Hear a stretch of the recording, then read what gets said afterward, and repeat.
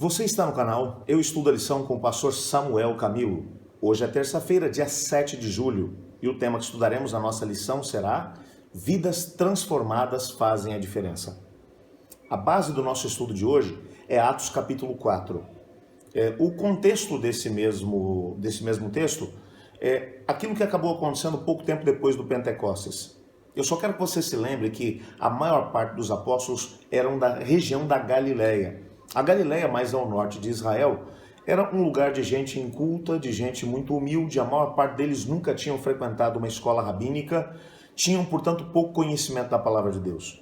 É tanto que quando Cristo é apresentado como vindo da Galileia, o próprio Senado ou o Sinédrio acabou mencionando: pode vir alguma coisa boa de lá da Galileia? Vocês ouviram falar de algum profeta que tenha vindo da Galileia? Aquele lugar não gera nenhum líder de expressão. Por que o Messias agora andaria pela Galileia?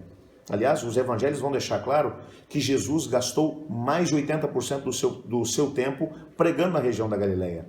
As mais de 230 cidades que compunham a região da Galileia foram visitadas por Jesus. Ele passou por cada uma delas. Em algumas, ele curou todas as pessoas, pregou o evangelho, muitas pessoas foram convertidas. A maior parte dos seus apóstolos eram de lá. Aliás, quando olhamos para os evangelhos, percebemos que apenas um dos discípulos de Jesus provinha da região da Judéia, ao sul da capital, Jerusalém, que era Judas Iscariotes. Todos os demais eram da região da Galileia. E esses homens iletrados e incultos, eles agora estão sozinhos, porque Jesus havia subido ao céu, mas havia prometido a eles que eles deveriam ficar em Jerusalém até que do alto fossem revestidos de poder.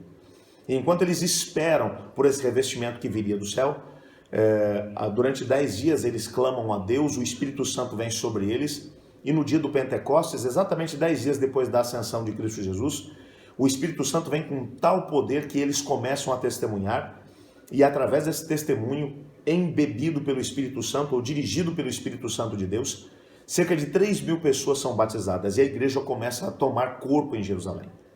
Em Atos no capítulo 3, você encontra, em Atos capítulo 4, você encontra um momento em que Pedro e João, eles foram presos por causa do testemunho que haviam dado.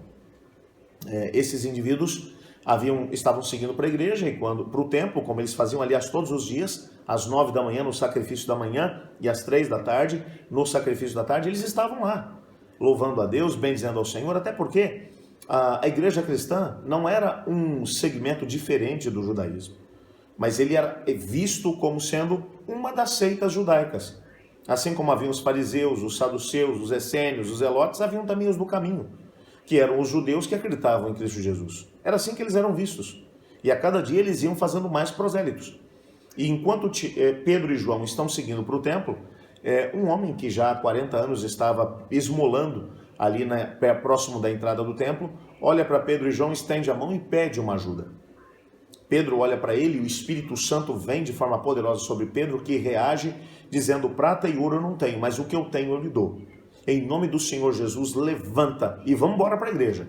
E o homem num salto pulou e glorificava o nome de Deus. E como o homem era muito conhecido ali, houve um tal tumulto, porque as pessoas vinham para poder ver o que tinha acontecido, enquanto o homem corria, saltava, indo à frente de Pedro e João. As pessoas vieram para poder ver o que estava acontecendo. O homem começa a testemunhar, dizendo: eu estava aqui há 40 anos mendigando na frente do templo, mas esses homens agora vieram e em nome de Cristo Jesus me curaram. Pedro começa agora um processo de pregação dizendo que as pessoas não deveriam ficar surpresas porque aquele homem tinha sido curado, porque não tinha sido no seu próprio poder que isso tinha acontecido, mas por causa do nome de Cristo Jesus, e ele prega com poder sobre Cristo Jesus. As autoridades do templo, obviamente, não ficaram felizes com isso. Prenderam os dois, colocaram os dois diante do Sinédrio, e agora, quando eles começam a colocar uma pressão tremenda sobre eles, exigindo que eles parem de falar sobre Cristo, Pedro, de forma ousada, diz: vejam se o que vocês estão pedindo é justo. Mais importa obedecer a Deus do que aos homens. E eu quero que você compreenda que isso não é uma situação simples. Eles são presos, passam a noite na prisão, para que no dia seguinte eles decidam o que fazer com eles, mas naquela mesma noite o anjo do Senhor os liberta da prisão e no dia seguinte eles estão pregando no templo. Quando os guardas do templo vêm e dizem: olha, escuta, vocês não tinham prendido aqueles dois, eles estão pregando lá no templo. E eles vêm agora e ficam irritadíssimos com isso, trazem os dois, e dizem, nós não falamos para vocês não pregarem a respeito desse Cristo. E eles começam agora a testemunhar para o próprio Sinédrio. E no versículo 13 do capítulo 4, o texto vai dizer assim, ao verem a intrepidez de Pedro e João, sabendo que eram homens iletrados e incultos, admiraram-se e reconheceram que haviam eles estado com Jesus. O seu testemunho era um testemunho forte.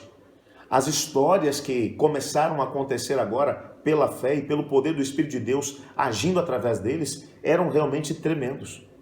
Mas agora as pessoas que os conheciam anteriormente, e veja, eles tinham percebido quando Jesus havia sido morto, que os discípulos estavam amedrontados, todos intocados dentro do cenáculo, com medo de serem presos.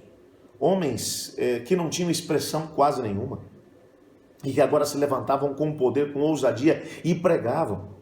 O texto vai mencionar que ao perceber como eles estavam reagindo agora depois do encontro que tinham tido com Jesus, depois da ressurreição de Cristo, depois que o Espírito Santo veio sobre eles se admiraram porque sabiam que eles eram iletrados e incultos, não tinham frequentado nenhuma escola rabínica e agora faziam com que o próprio Sinédrio se calasse, sem qualquer tipo de argumento contra eles.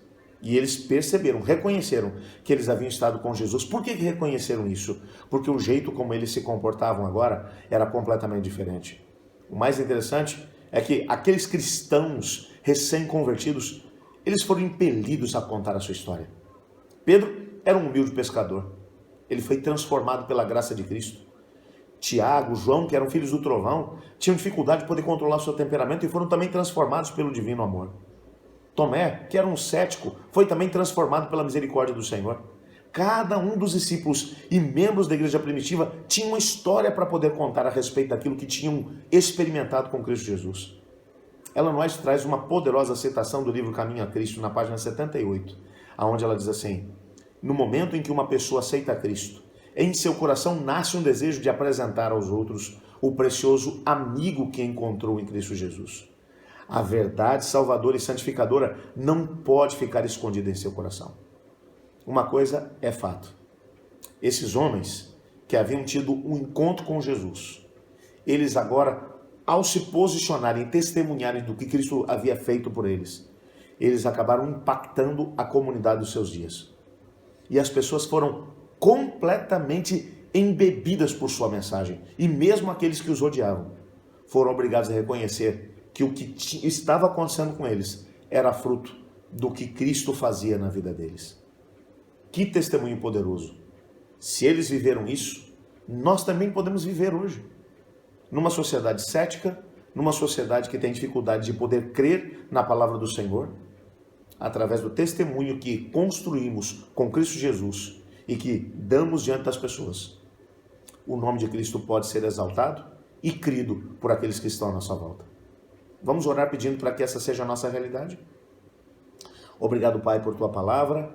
Obrigado porque temos a possibilidade de construir uma história de fé com o Senhor. Os apóstolos passaram por isso. E por essa razão, o seu testemunho foi tão forte. Ajuda-nos a construir uma história com o Senhor também. Pois é em nome de Jesus que oramos. Amém. Eu estudo a lição. E você?